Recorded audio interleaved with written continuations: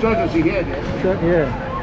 Si chiede, you have to ask before, eh? So welcome to another video, and today I'm in Florence in Italy, and it's a city of arts, but I'm here to try some food as well. So there are lots of places to see and some dishes to try, so let's get going. The first stop is going to be the Central Market in Florence. Grazie. Prego. So I'm here at Nerbone as my first stop in the Central Market of Florence. I'm here to try one thing, and that is this, Lampredotto. So if you come to Florence, this is a sandwich that you have to try. It's a bun filled with beef, but it's actually not really beef. It's the stomach lining of the cow. So if you're not really into organ meat, this might put you off, but I cannot come to Florence and not try Lampredotto. So I've got my Lampredotto here. It's bigger than I expected, and also it's in a really nice bun which looks almost like a flower, and it's filled with a lot of meat, and they also topped it up with some sauces, some spicy sauces. So I'm really looking forward to it. So here goes.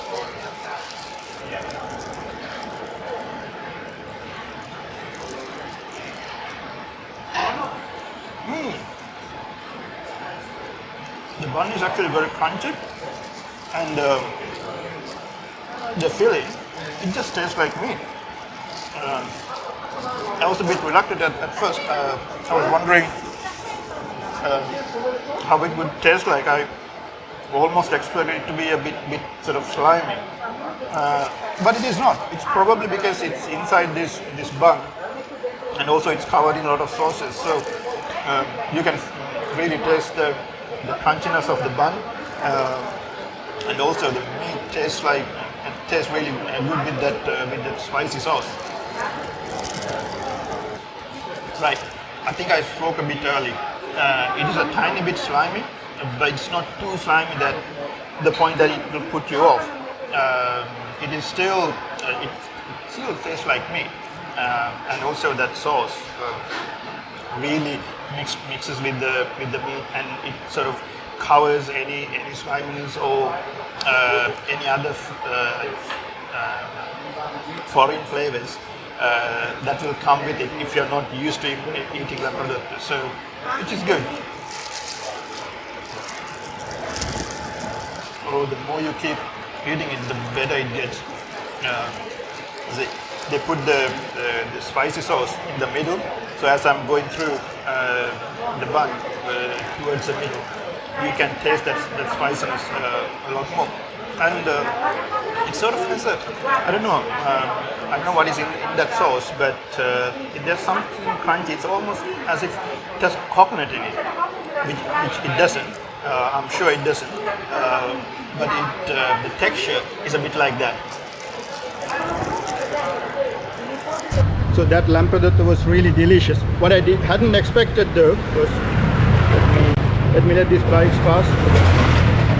What I hadn't expected though was how spicy that would be. It was actually quite spicy. That's the spicy sauce, the salsa that they put in was actually quite spicy, which was really nice, which was a nice surprise. Anyway, that market, it is next to the main central station in Florence. It's similar to the Testaccio market that I visited in Rome in a previous video, but I would say this is more touristy. There are so many different vendors. Actually, it's on 2 levels. So upstairs you have like a food court. There are so many food stalls around it. You can order, and there are bars as well. There are a couple of bars. Another bite. There are a couple of bars upstairs, and also a nice seating area, so you can order food and sit down and eat. And at the same time, on the ground floor, you have these various other stalls that sell fresh produce, meat, etc. Let me get out of the way to let another car go by. I really like how small and narrow these roads are, and yet there are these massive cars and lorries going through them, which is really nice, which is something you find all over Italy, to be honest. So yeah, back to the market. As I said, it feels a bit more touristy than the other market that I visited, but that is to be expected because it's next to the main train station, and there are lots of touristy places around here. But it's definitely worth a visit, and Nerbone is definitely worth a visit if you're visiting Florence. So before I try another cuisine of Florence, I actually need to do a bit of sightseeing. After all, I mean, there are so many things to see here, but then again, what is good about let me try not to get killed while I'm crossing the road.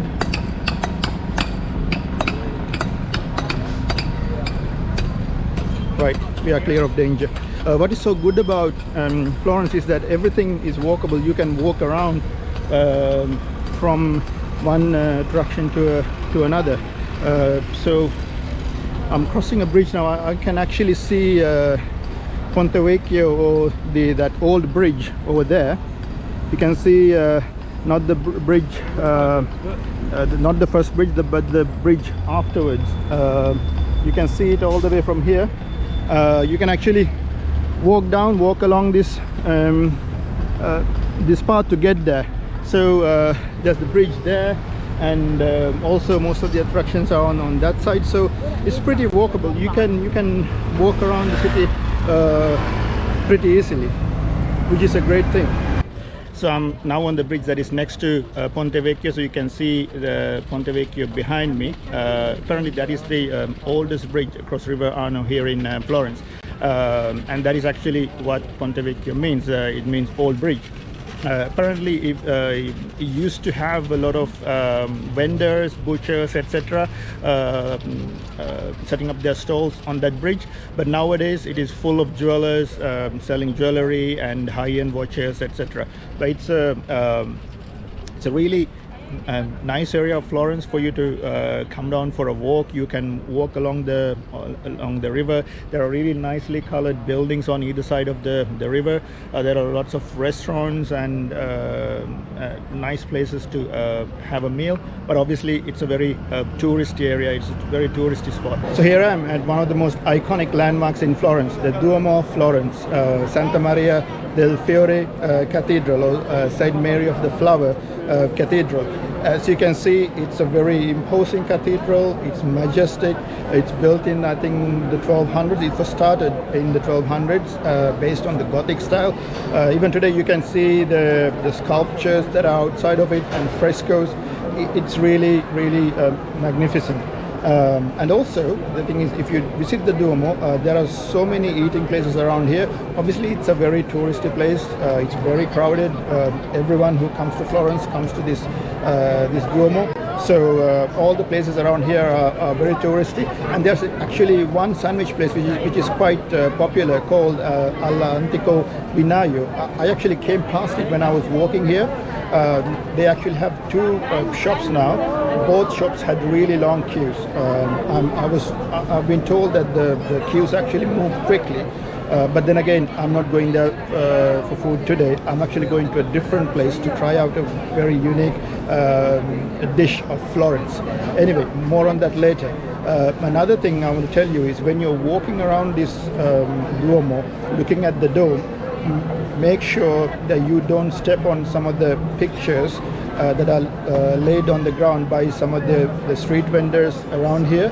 There's a scam going on where if you go close to them, they will claim that you actually stepped on those pictures and try to get you to pay them money. So don't fall for it. Be careful when you walk around the Duomo. So after a bit of sightseeing, I've come to this place called Trattoria Armando to try a very special dish. That dish is called Pappardelle al Cinghiale, which is pasta with Wildboar Ragu. I love Wildboar, and it is one of the unique dishes in Florence. So if you do come here, make sure to try that dish out. Just like Lampredotto, this is also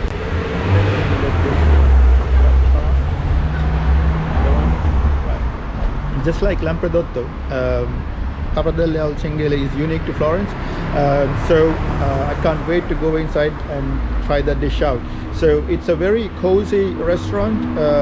As I said, it's frequented by locals, so I'm pretty sure the dish is going to be very good. So my dish has arrived and it looks absolutely delicious, and it's really hot, still really hot, but I can't wait to dig in. Let me take a bite and see. Look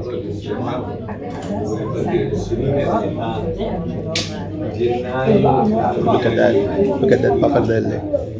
It's a very wide pasta, so that it can actually contain, it can take more sauce.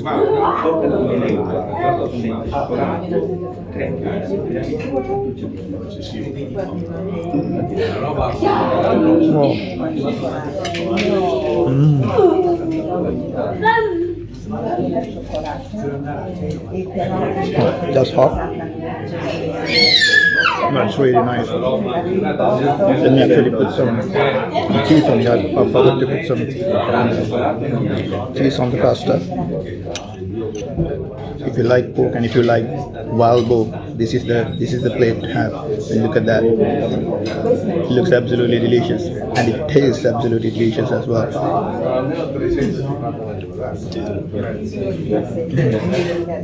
The meat is really soft, and it is obviously soaked in that tomato sauce.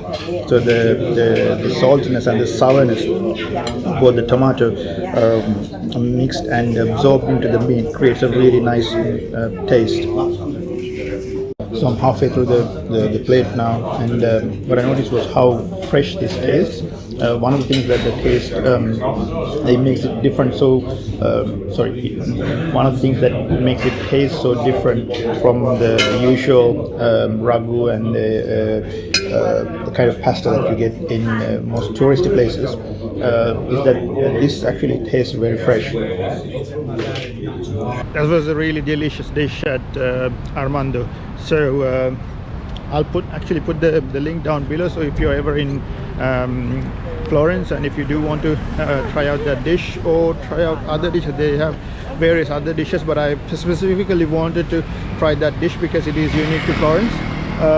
It's a really good place, really nice, cozy, local trattoria restaurant. So if you're ever here, do remember to check them out.